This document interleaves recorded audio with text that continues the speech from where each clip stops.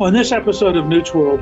Remember all the talk of the blue wave, a Democratic landslide? Well, House Republicans defied that expectation last week by blocking efforts to expand a Democratic majority. And many are crediting female candidates as the House GOP is set to add a record 13 women to its ranks. This was the year for the GOP women. Last week was a historic election for women, especially in our U.S. House of Representatives. A record number of women now taking the seats come January. Right here in South Carolina, I was the first Republican woman ever elected to Congress. Michelle Steele says people weren't voting for a person, but an idea. She becomes the first Korean immigrant elected to Congress in California. I think that's what it really came down to, hard work and a lot of miles on the mob van.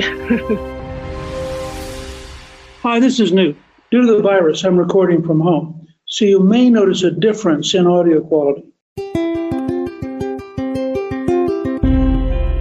Voters are looking for a new generation of leaders, and no one represents the new Republican Guard better than Congresswoman Elise Stefanik. She began running for Congress when she was 28 years old. She was elected to Congress at the age of 30, the youngest Republican woman ever elected. She has been representing New York's 21st congressional district since 2015. Congresswoman Stefanik is the founder of E-PAC, whose mission is to increase the number of Republican women serving in the U.S. House by supporting top Republican female candidates in the primaries. And in this election cycle, she worked to get 18 Republican women elected to Congress. I'm pleased to welcome my guest, Congresswoman Elise Stefanik.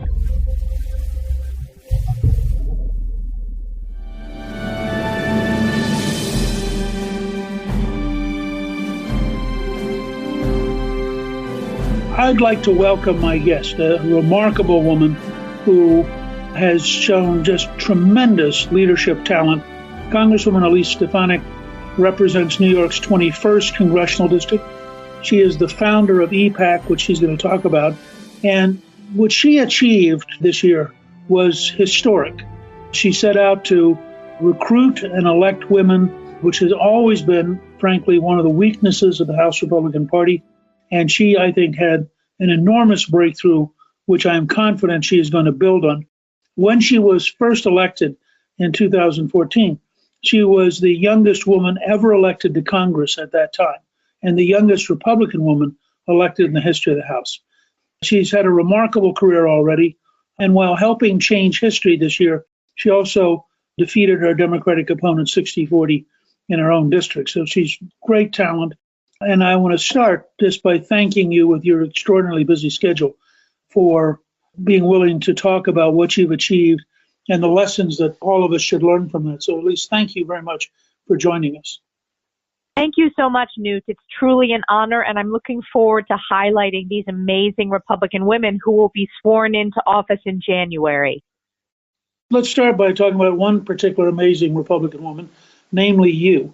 Talk about how you got involved in politics at such an early age and how you made some key decisions that got you to the Congress.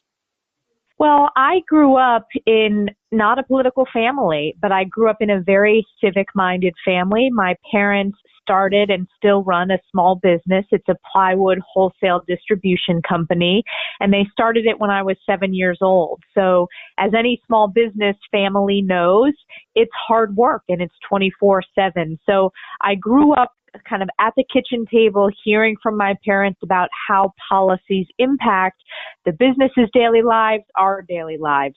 I also really had the benefit of parents who were invested in education. They were invested in providing my brother and I with a better future than they had. They're both from big Catholic families. My mom is the middle of 9 children. My dad is the youngest of 8, and neither of them had the opportunity to graduate from college. They were, too busy going to work after they graduated to help support their families and then, of course, start their own families. So they were very focused on giving me greater educational opportunities. And I had great teachers, great parents who really encouraged my interest in the news and current events and in public policy. I ended up going to Harvard for undergrad, and I think it really helped me further develop my belief in conservative principles because I was such a minority on the undergraduate campus in terms of my political beliefs. I had an amazing time at Harvard, and then after I graduated, I served in the Bush administration in the White House for the Domestic Policy Council and the Chief of Staff's office. So I think I got involved mainly in college, volunteering on campaigns, but I've always wanted to have a positive impact on my community. Going back to when I was in middle school and high school, I was involved in student council, and that I think is what led me to eventually want to run for office. I ran for office in 2014.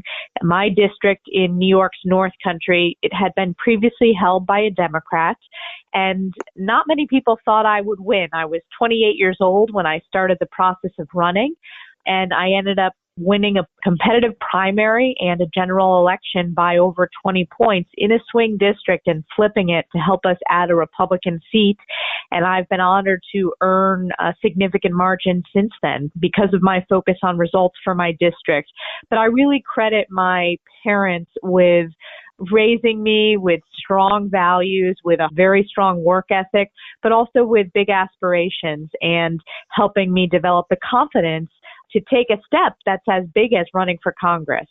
I'm really fascinated because I remember your primary. You were the underdog in the early stages of that primary, and just, I think, by hard work and frankly brilliance, you just steadily pulled ahead. And I remember at the time, more and more people paying attention to you.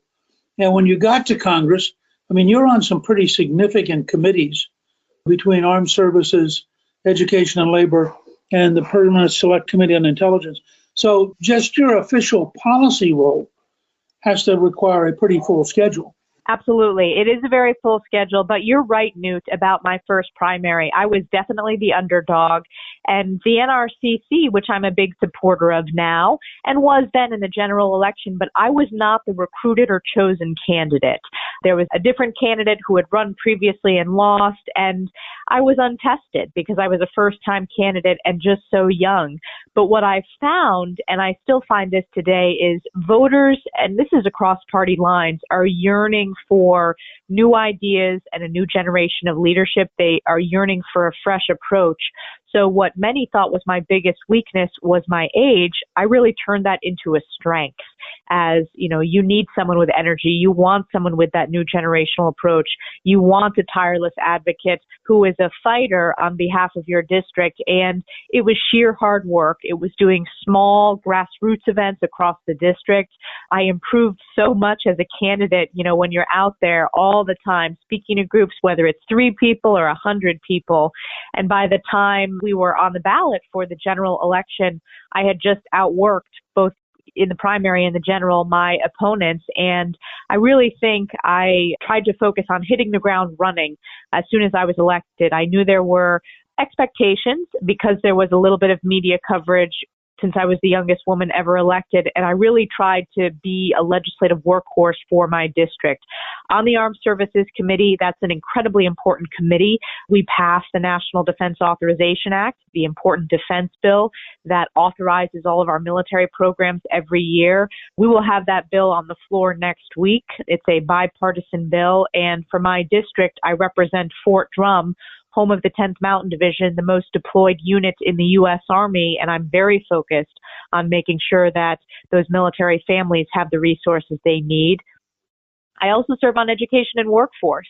And as we think about challenges of the 21st century, and even today as we're working to overcome the COVID pandemic, education and workforce issues are at the forefront of a growing economy, but also of making sure our kids are safely learning in school. That's so important to me, particularly rural regions that I represent, but also suburban and urban regions. They have different challenges, but we want to give every kid in this country an opportunity to have the best education possible and not be determined by their zip code. And then, of course, the Intelligence Committee, which does very important work. It's historically a very bipartisan committee. That has changed since the Democrats have turned it into the Impeachment Committee. But it was a really interesting term for me because the impeachment proceedings were so high profile at a national level. There was just a huge amount of media coverage, and in many ways, those hearings introduced a little bit about me to America. And that is actually very much tied into my ability to support women candidates, because it helped me develop just a huge national email list that I was able to use to support these amazing candidates who were running for office. So I'm curious in a sense, because I know Schiff, the Democratic chairman, who's extraordinarily partisan, treated you at times almost with contempt. From the standpoint of the Republican base, was being polarized against Schiff actually an advantage to you? I approached the entire impeachment proceedings from a constitutional perspective, really focusing on the facts. And it was very eye-opening for me to see how truly political and partisan Adam Schiff was from start to finish in those proceedings. They completely had partisan rules that governed the impeachment hearings that were very unprecedented. And like other members, I questioned those rules. And what was interesting for me is I was just smeared in a very different way than my male colleagues, the viciousness attacking conservative women. And you can ask the women that I serve with who are Republicans, it's a different level of viciousness when the media and the far left, particularly Hollywood D-listers, attack.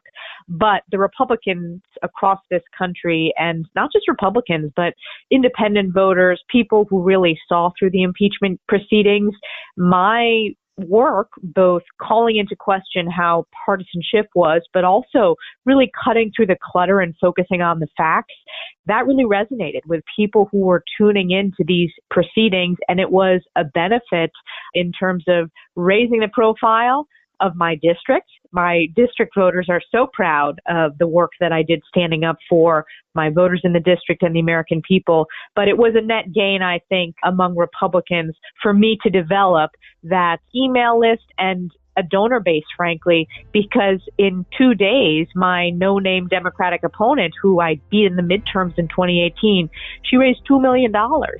Because Democrats just wanted to attack me, and we fought back, we outraised her, and I'm very grateful for all of the amazing patriots across this country who stepped up to help me fight back.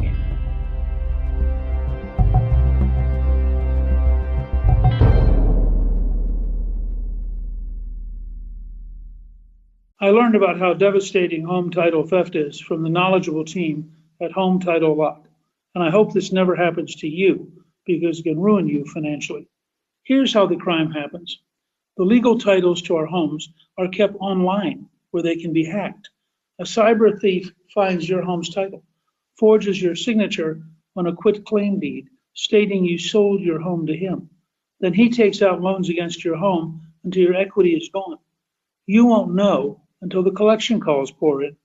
You're not protected by insurance, your bank, or common identity theft programs. Home Title Lock protects you, and in the unlikely event you become a victim of title theft while a member, Home Title Lock will spend up to $250,000 in legal fees to help restore your home's title. Go to HomeTitleLock.com and register your address to see if you're already a victim. Then use code RADIO for 30 free days of protection. That's code RADIO at HomeTitleLock.com. As the demand for telemedicine grows, so does the need for connectivity. 5G meets that need. Qualcomm remains focused on giving doctors and patients superior, security-rich 5G connectivity. Learn more at qualcomm.com/InventionAge.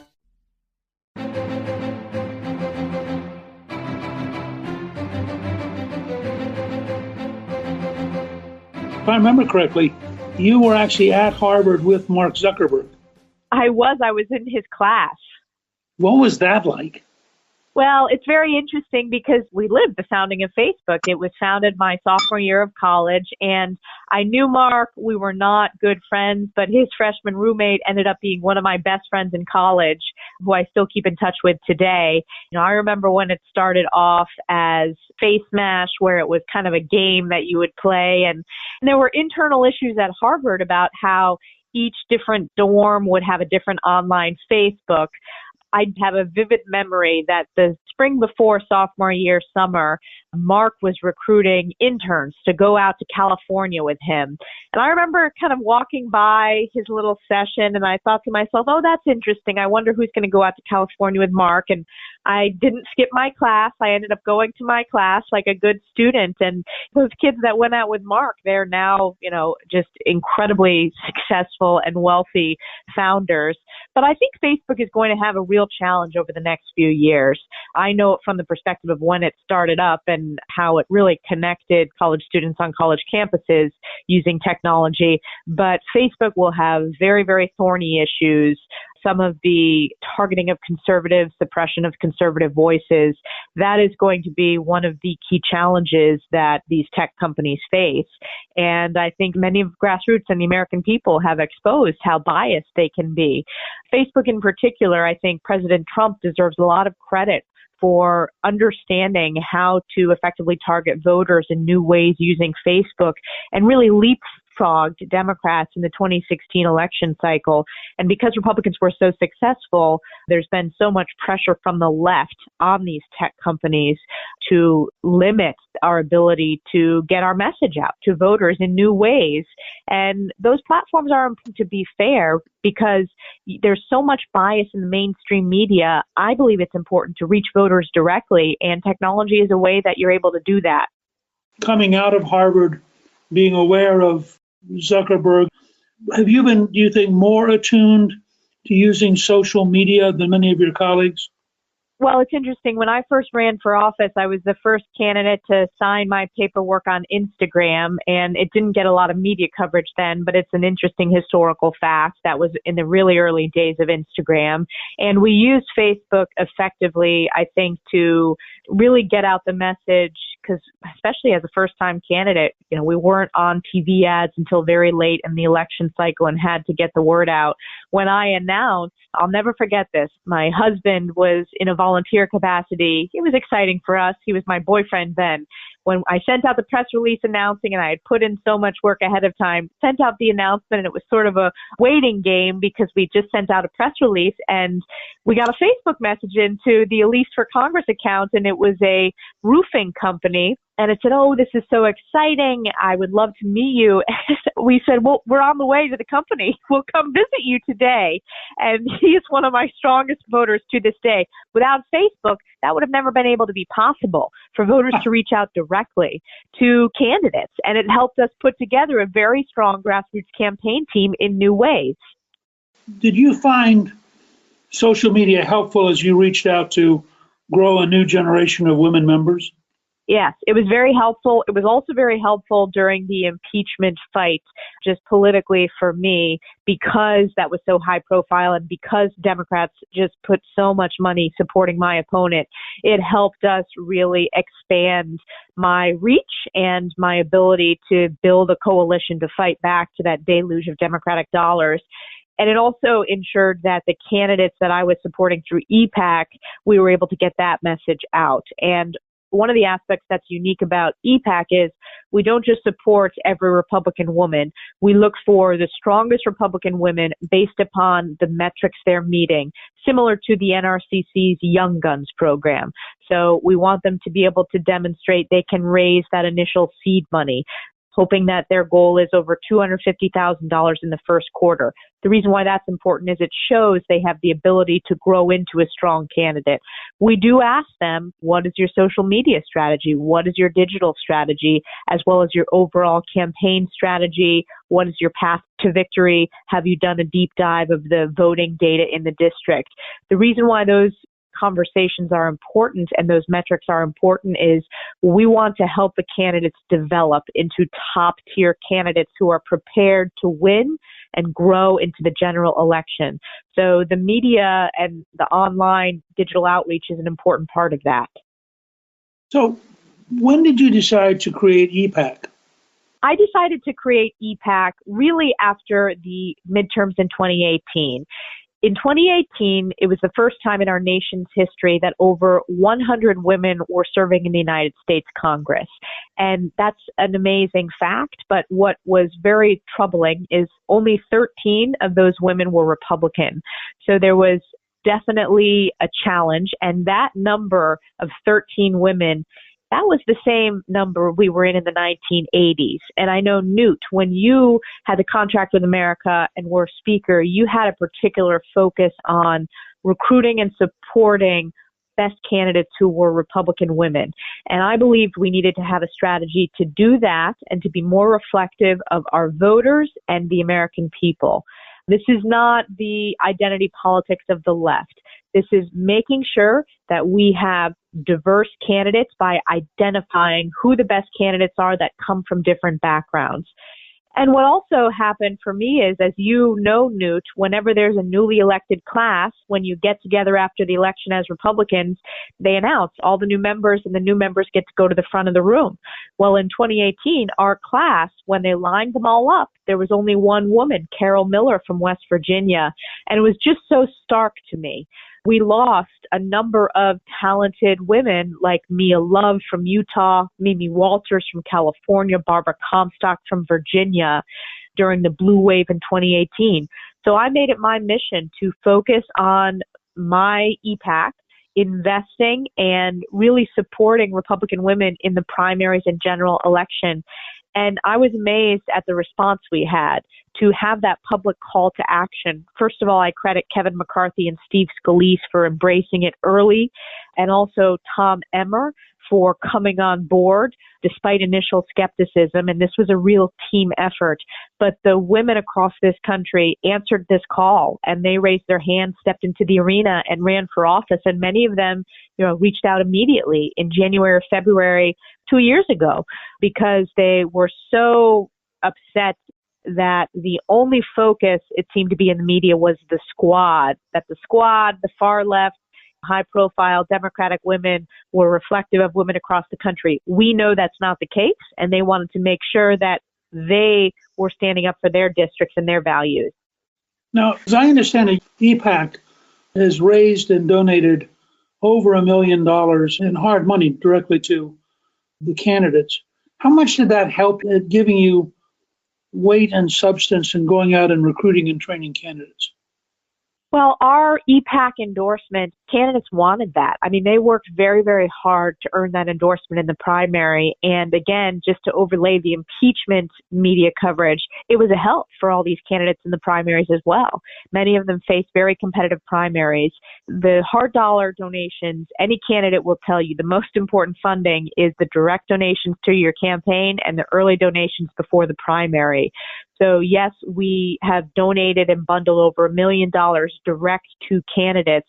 And when I talked about that email list, Newt, I think what was really smart, and I give credit to my campaign team, is we kind of utilized the geographic diversity of the email list and would focus on different regions of the country where we had women running, and we would segment the list to communicate with them about that candidate to support them. And that bundling effort were small dollar donations for the candidates directly. So over $1 million, I mean, that has surpassed even my greatest expectations when I launched EPAC, and we're going to build on that in 2022. This is a model that works. We will have 33 women in the next Congress, and there are two races that are very, very close. Marionette Miller Meeks, who's a veteran and a doctor from Iowa, her race was certified, and there's an upstate New York district just near mine, Claudia Tenney. We're working in her recount process and ensuring that the legal votes are counted and she's sworn into office. But we will be at 33, and I'm going to build on that in 2022. And what's amazing is the immediate coverage of the Year of the Republican Women. We have already heard from dozens of women candidates going into next cycle, which is very exciting. Now, somebody who's interested in listening to this can go to what, EPAC.com?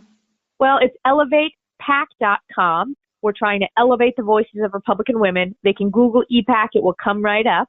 And they can also just go to my social media. I communicate about it all the time. My Twitter is just Elise Stefanik. But go to the website, elevatepac.com. And if you're a candidate, you can send in your information. We love hearing directly from candidates. That's how the process starts. I get on the phone multiple times with every candidate. And it's not just the fundraising. We really try to help mentor and help their campaigns as they have questions or as they're making decisions moving through the election. I also do teletown halls on their campaigns and host events for candidates.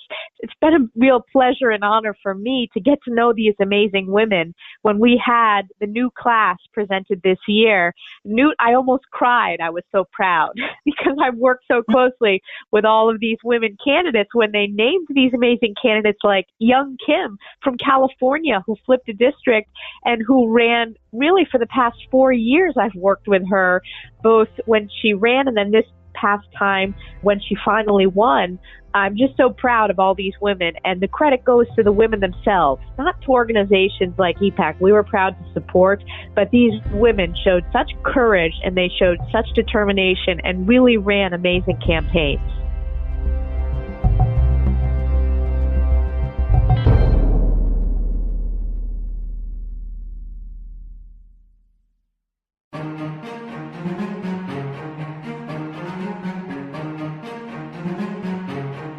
Are there some key women that you think would be particularly interesting to citizens around the country? I know young Kim and Michelle Steele, who are both Korean American, played a huge role in beginning to regain Orange County for us. You elected a number of other really interesting people. Yes. Young Kim and Michelle Steele are amazing. They have amazing life stories, both Korean Americans. This is the first time that there will be Korean American women serving in Congress, so they have broken glass ceilings, and they're just energetic, positive, hardworking people. They're going to be great representatives for their districts. Another candidate I would highlight is Nancy Mace, who flipped a district back in South Carolina. She was the first female graduate of the Citadel. She has an incredible life story. She talks about from Waffle House to the People's House. She actually dropped out of high school and worked as a waitress at the Waffle House. And she talks about how she learned so much about hard work, about the importance of having good paying jobs during her time at the Waffle House. And I thought of Nancy when I read an interesting Wall Street Journal article, I think a couple months ago, about how the Waffle House model of workforce development is one of the strongest businesses in terms of developing their workforce, investing in their workforce than any other business in the country. So Nancy Mace is just incredible. She served at the state level and ran a really strong campaign. I also will highlight Nicole Maliotakis. She flipped our district in Staten Island, and Nicole served in the state assembly for a number of years. Her last name, listeners will know, it's Greek, but her family is of Cuban descent, so she's Greek American and Cuban American, a great counter to the far left squad out of New York City. She's a strong supporter of our freedoms and our constitutional principles, and very supportive of law enforcement, which was an important issue for voters on Staten Island. I also will highlight Ashley Hinson, who was a news anchor locally in Iowa. She just won a district for us. She served at the state senate. This was a very competitive district. She is going to be a rising star as well. She's a mom of two. She's just a little bit older than me, but she will bring that working mom perspective to Congress and is just a good Iowan in like the greatest of Chuck Grassley and Joni Ernst. People are going to love Ashley Hinson. And these are just amazing, amazing stories. And as America learns more about these incredible women, which will also be part of the mission of E-PAC, is telling their stories and really holding the media accountable for covering these women. As we recall, after the 2018 election cycle, the cover of Rolling Stone, the cover of Vanity Fair, features in Glamour magazine and Vogue magazine, they focus on the Democratic women, but they never want to tell the story of these amazing Republican women. And we're going to work to elevate those stories. If I remember correctly, is Victoria Spartz from Ukraine? She is. An interesting fact is we have 4 incoming Republican freshman members whose families are from behind the Iron Curtain. Victoria Sparks is one of those amazing stories. She was born in Ukraine, raised in Ukraine, and really understands how important it is to protect and preserve the American dream because her family worked so hard to come to America. She won a district in Indiana. She will be an exceptional member. She's another candidate that E-PAC obviously supported and was proud to do so.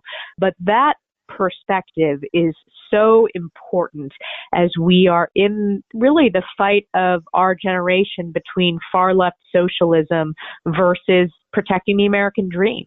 And she speaks so passionately and from such personal, nothing is more personal than your life story. And it's just a really important story that Americans hear. I saw a great line from her where she said, I have lived under socialism, and let me explain why you shouldn't ever want to do that. And having a personal witness like that, I would think it would just be enormously helpful in the House. Absolutely. When Clinton won, 2 years later, we got 54 seats and took control of the House for the first time in 40 years. When Obama won, 2 years later, we got 63 seats. Boehner actually did better than I did.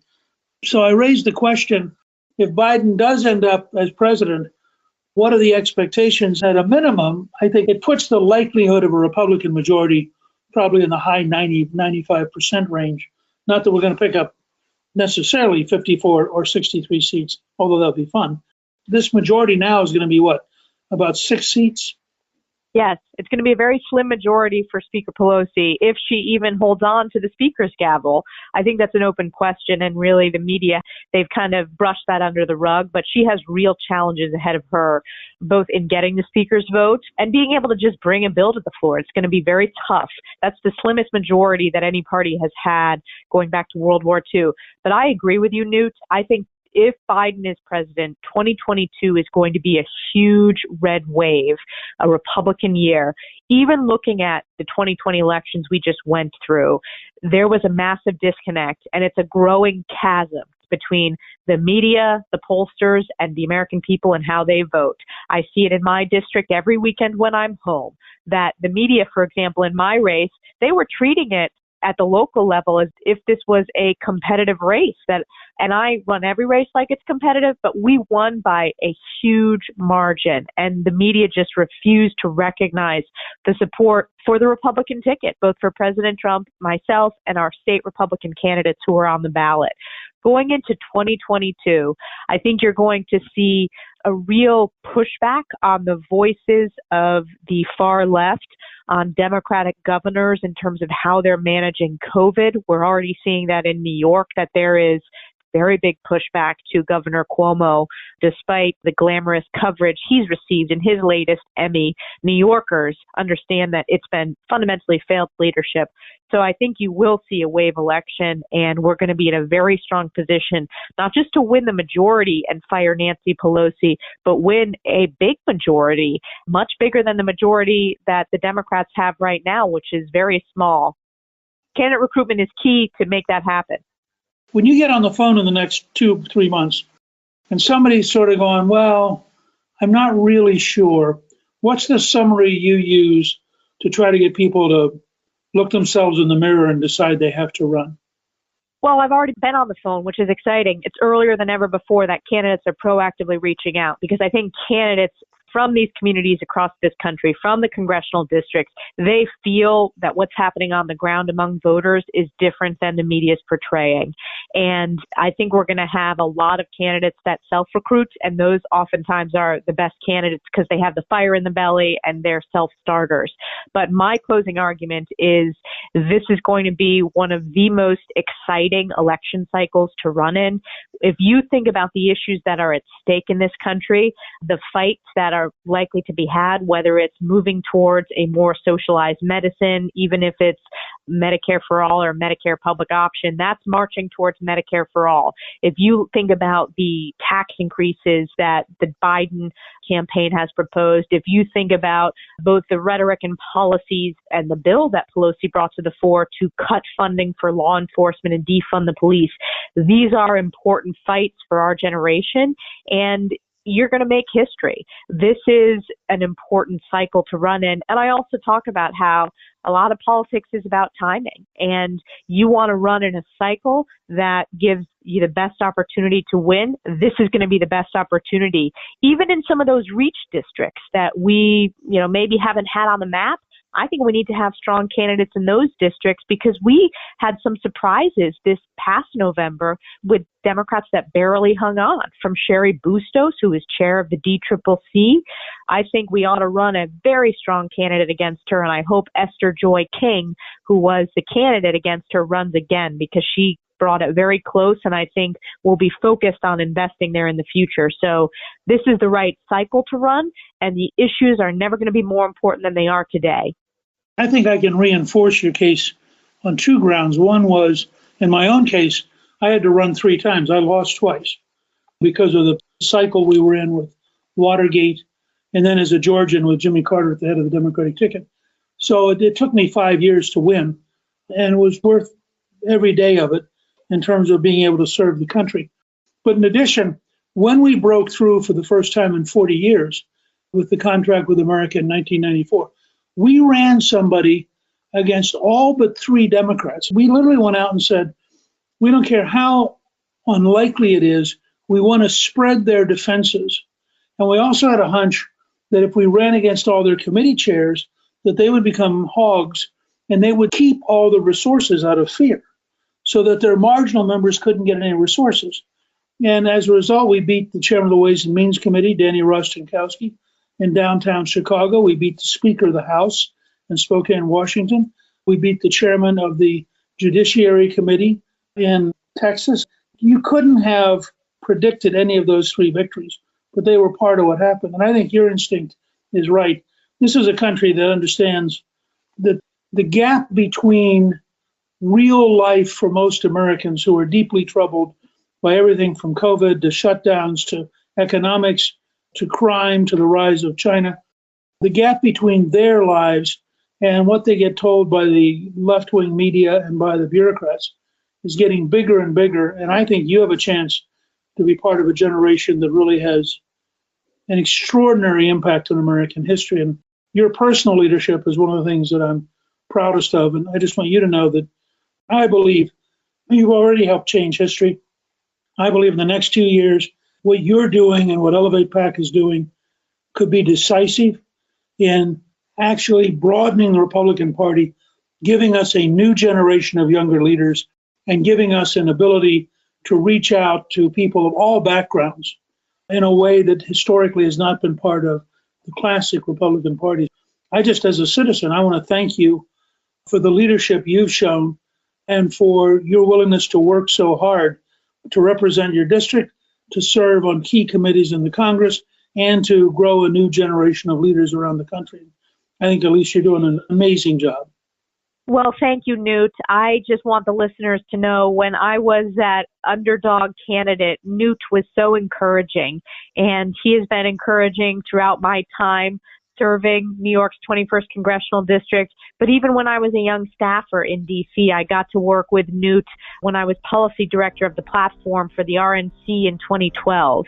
And Newt, you just go out of your way to help encourage and mentor young up-and-comers, and I'm so grateful. And thank you so much for all you do for the American people and the American idea.